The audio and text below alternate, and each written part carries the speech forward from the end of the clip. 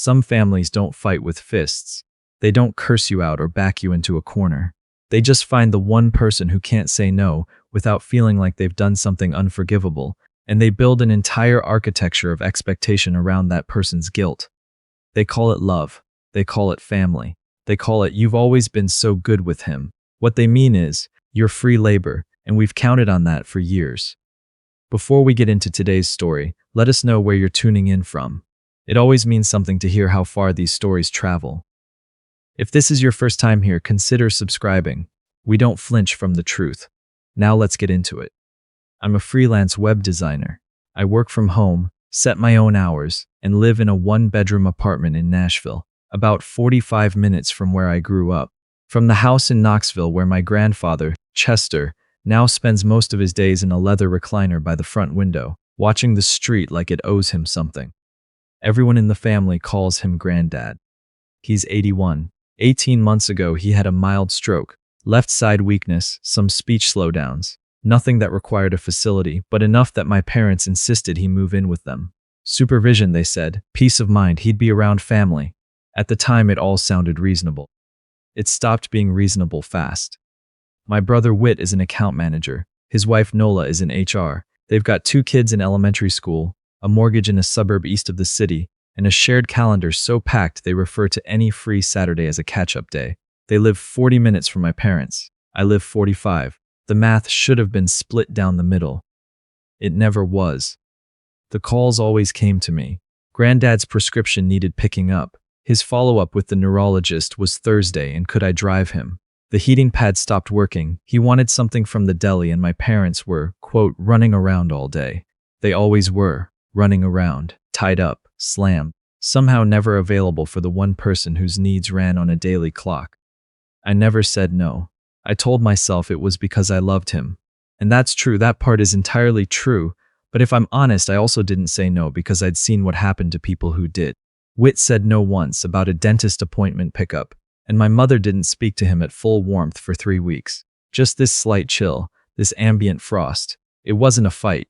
It was something quieter and more effective than a fight. So I became the one. My knuckles crack every winter from the hand sanitizer. My coffee goes cold because I'm always mid-task when I make it. I've got a folder on my phone just for Granddad. His medication list, his doctor's contacts, his insurance card photographed front and back, his blood pressure readings in a notes document I update every visit. None of this was asked of me formally. It just accumulated, like debt nobody talks about out loud. The call about Christmas came on a Thursday evening, 8 days before the holiday. My mother's voice had that particular brightness she uses when she's about to tell you something you won't like, but she's already decided it's happening. Whit had found a deal on a ski package in Breckenridge.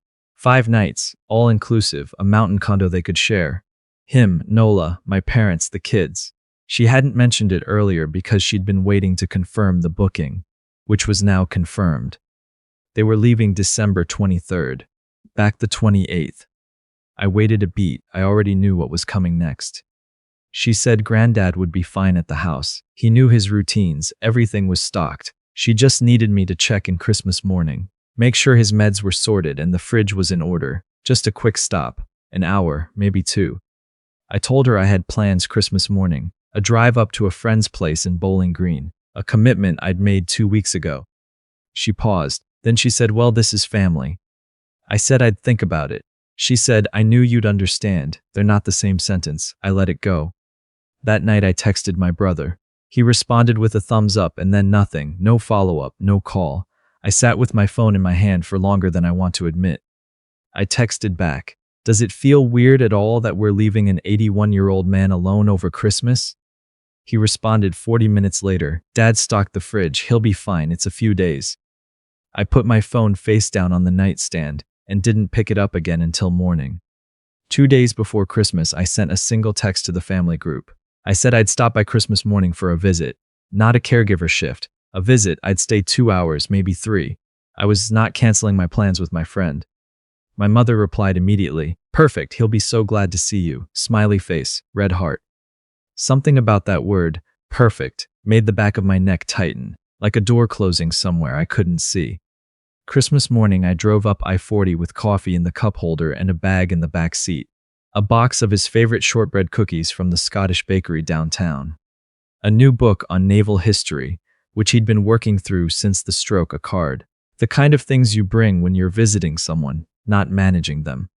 The driveway was empty when I pulled up, both cars gone. I sat in the car for a moment, engine running, heat blowing, and I told myself this didn't mean anything. They'd already left for Colorado, I knew that. I went inside, used my key. The house smelled like cinnamon and something slightly stale. The living room was dim, curtains mostly closed. From the kitchen counter speaker came soft instrumental Christmas music, old carols on low volume. In the recliner by the front window, bundled under his heavy flannel throw, was my grandfather. Eyes closed, chin slightly dropped, the lamp beside him off. I set my bag down quietly and stepped closer, checked his wrist warm, pulse steady. His chest rose and fell in a slow, even rhythm, asleep or nearly. I exhaled and moved to the kitchen. That's when I found it. A single folded piece of notebook paper, set on the center of the kitchen island, held flat by the ceramic pepper grinder, shaped like a lighthouse that had sat on that counter since I was a kid. My mother's handwriting, the looping, left slanted cursive she uses when she's writing fast. Merry Christmas, sweetheart, stocked everything through the 26th. Meds organized in the tray on the counter. Neighbor Sylvia has a spare key in case of emergency. Doctor's number is on the fridge. Enjoy your visit. Love, Mom. I read it twice. Enjoy your visit. Like she'd hosted a dinner party and I was a guest arriving after the hosts had politely stepped out. Not. We left a man who had a stroke 18 months ago alone on Christmas morning with a neighbor's spare key and a stocked refrigerator and the instrumental version of Silent Night playing to an empty room. Just enjoy your visit, love, Mom. I pressed both hands flat on the counter, breathed through it. Then I heard movement behind me. It was quiet, a careful, deliberate shift, not a stumble. I turned. My grandfather was sitting upright in the recliner, not groggy, not disoriented. Upright, shoulders back, both hands resting on the armrests, eyes open and completely clear. He looked at me the way he used to when I was 12, and he was teaching me to read a nautical chart, patient, assessing, fully present. Merry Christmas, he said, clear, no slur. I blinked. Granddad, I stopped. Awake, he said, a pause, more awake than they think. I crossed the room slowly and sat down in the armchair across from him, the one where my mother stacks her reading pile. I stared at him and he stared back, and neither of us spoke for a moment. How long? I finally asked. A while, he said. He reached down beside the recliner cushion, the same automatic motion a person makes for a TV remote or their reading glasses, pure muscle memory, and pulled out a small black digital voice recorder, the kind reporters used to carry, maybe 4 inches long. He held it up between 2 fingers. 14 months, he said. The room went very still. He'd started recording in October of the previous year, a few weeks after overhearing a conversation between my parents and Whit, a conversation that took place in the kitchen while he was supposed to be resting, about what happens when things progress, about getting paperwork in order, about my mother saying clearly that the sooner they had control over the accounts, the better for everyone. Chester had been a merchant marine for 22 years. He'd navigated by dead reckoning when instruments failed. He knew how to chart a course quietly when the situation required it. So he went quiet.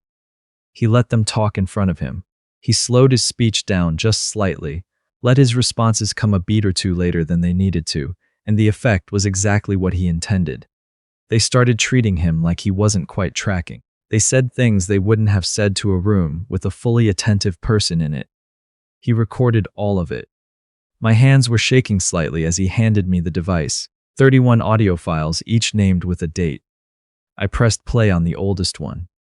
My father's voice, casual, unhurried. He's not going to contest anything. He doesn't even remember what he signed last week. My mother, quiet, something about the investment account and needing him to sign while he still technically can. And then my brother, Whit, saying something I won't forget for the rest of my life. Just make sure it looks right on paper. I stopped the recording. I sat very still. They tried to get me to sign documents twice, Granddad said, papers I didn't recognize. Both times I said I needed my reading glasses, set the papers on the side table, and then simply forgot about them. He shook his head with what I can only describe as professional calm. I'm not confused. I have never been confused. But confused men don't fight back, so I let them think what they wanted. I looked at this man I'd been driving to appointments, checking on, refilling prescriptions for, worrying about through every cold snap and every missed call, and I understood, for the first time, what the arrangement had actually been. Not me caring for him. Both of us, separately watching the same thing unfold. Him from the inside, me from the door. "What do you need?" I asked. He reached under the flannel throw and pulled out a large manila envelope, the kind that closes with a metal brad. He set it on the coffee table between us without ceremony. Inside, a cognitive evaluation dated 6 weeks ago, signed by his neurologist at Knoxville Neurology Associates. Patient demonstrates full executive function, sound judgment, and complete legal decision-making capacity. No diagnosis of dementia or cognitive impairment. A letter from an elder law attorney named Kathleen Baines confirming she'd been retained. A revised, notarized will. He pointed to a specific paragraph, naming me as primary executor and primary beneficiary, with a note in the margin in his handwriting. To Flynn, who showed up.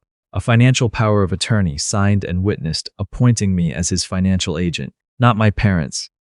"They can't touch the accounts," he said. "I had everything moved last month." I set the envelope down. "You've been doing all of this," I said. "You've been showing up," he said. "Somebody had to do the other part." We sat in the quiet for a moment. Outside, the street was still. A wreath with a red bow hung on the neighbor's door across the way. Then I picked up my phone. My mother answered on the second ring, sounding warm and slightly winded, mountain wind audible behind her. Whit's kids in the distance. "Flynn, Merry Christmas, honey, how's he doing?" "I'm standing in your kitchen," I said. "I'm looking at the note you left under the lighthouse." A brief pause. "Is everything okay?" "I need you to hear this clearly." My voice was steady, steadier than I expected. "I am not Granddad's caregiver. I agreed to visit this morning. I did not agree to be the emergency contact, the backup plan, or the reason you felt comfortable boarding a plane for 5 days." I paused. "I have documentation of this morning. Photos of the note, the empty driveway, the medication tray, the timestamp. I'm filing all of it." Her voice shifted to that particular temperature she uses when she's calculating. "You don't have to make this into a thing, sweetheart." "I'm not making it into anything. I'm documenting something that already is. Your grandfather is fine." "He is, but not because of anything you arranged." A breath. "You have 4 days left in Breckenridge. I'm asking you to call him today. Not me, him, and when you're back, we're going to have a conversation that involves an attorney." I let that sit for a moment. "Merry Christmas, Mom." I hung up before she could reshape the silence. Granddad was watching me from across the room. He nodded once slowly, the way he used to nod when I got something right on the charts. We spent the rest of that morning quietly. I made coffee. He ate 2 shortbread cookies and told me about the last Christmas he and my grandmother spent aboard a ship off the coast of Portugal, back in 1987. I listened to all of it. We didn't rush a single minute. After lunch, he asked me to help him pack a bag. Not because I was taking him, because he was ready to go. He'd already arranged everything with Kathleen Baines. There was a senior living community in East Nashville, a good one, a place he'd visited twice in October when he told everyone he had physical therapy appointments. He had a deposit down. His room was available January 1st. He didn't want to spend the next 4 days in that house alone, and he had every right in the world to make that call. I texted my mother from the driveway. "Granddad is coming to stay with me until you're back. His choice, his words. Contact Kathleen Baines. Her number is below if you have questions about his legal arrangements. I have retained the voice recorder and the documents. Safe travels." My phone started ringing before I'd backed out. I saved every call, every voicemail that arrived over the next 3 hours. My mother's voice getting tighter by degrees. My father's measured and then not so measured. Whit's texts going from one word to several and none of them kind. I saved all of it. I kept saving. There's something clarifying about having evidence.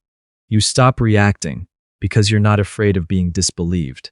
You stop performing calm and you actually have it because you're not carrying the story alone anymore. The story has dates and timestamps and 31 audio files and a cognitive evaluation and a notarized signature, and none of that can be reshaped by someone with a better phone voice and a talent for making you feel dramatic. Granddad fell asleep about 20 minutes into the drive south on I-40. Not a performance this time, the real thing. The deep, unclenched sleep of someone who has been holding something tightly for a very long time and has finally set it down. I drove the rest of the way in silence. Kathleen Baines filed the notice with Adult Protective Services on the 27th, citing documented evidence of an elderly post-stroke patient left without a designated caregiver for a 5-day holiday period, with no formal care arrangement and no informed consent from the elder himself. The APS caseworker's report was filed and placed on record. The investigation found no basis for criminal neglect, but the documentation existed and my parents were informed it existed, and Kathleen Baines made absolutely certain they understood the distinction between those two things.